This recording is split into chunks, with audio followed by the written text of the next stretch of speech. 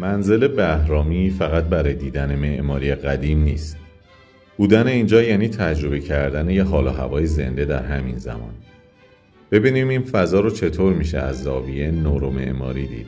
یعنی اینکه چیدمان، نور، رنگ و جزئیات طراحی چه اثری روی ذهن ما میذاره. همین که از خیابون پر رفت آمد نوفل و شاتو وارد حیاط میشیم، صدا کمتر میشه و ذهن از شلوغی شهر جدا میشه و حس میکنیم وارد فضایی امن و آروم شدیم.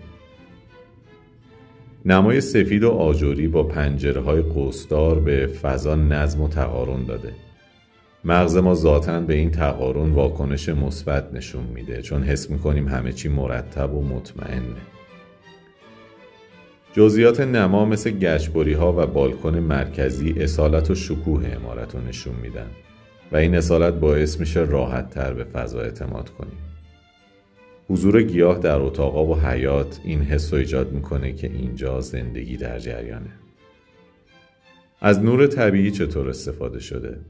نور از شیشه‌های رنگی رد میشه و ملایم‌تر وارد اتاقا میشه.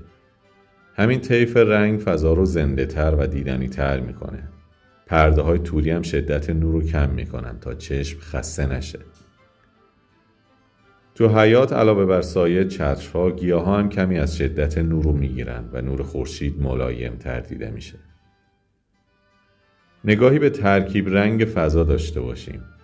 رنگ‌های گرم و خاکی مثل کرم، بژ و قهوه‌ای یادآور عناصر طبیعی مثل خاک و چوب هستند. چیزایی که همیشه اطراف ما بودن. همین آشنایی فضا رو آرومتر و راحت‌تر نشون میده. متریال ها چه اثری روی ذهن ما میذارن؟ چوبای قدیمی، گچبری‌های دستی و فرش ها بافتایی دارن که اثر کار دست رو نشون میدن. همین آشنایی باعث میشه خیلی از مهمونا حس کنن فضا رو میشناسن و بهش تعلق دارن. مبلمان کلاسیکه و به فضا کمی رسمیت داده، اما چون ساده انتخاب شده حس گرم و دعوت کننده داره و با معماری تاریخی هماهنگی داره. از نگاه نورومعماری تقارن و نظم تو فرم مبلمان حس ثبات میده و هماهنگی رنگ‌ها با فضا باعث میشه محیط یکپارچه‌تر و هماهنگ‌تر دیده بشه. منزل بهرامی نمونه مناسبیه از اینکه طراحی فقط برای زیباسازی نیست. در دنیای طراحی وقتی به حس و نیاز آدم‌ها توجه بشه، تجربه حضور در اون محیط تغییر میکنه و حتی روی ذهن و نهایتاً کیفیت زندگی ما اثر میذاره.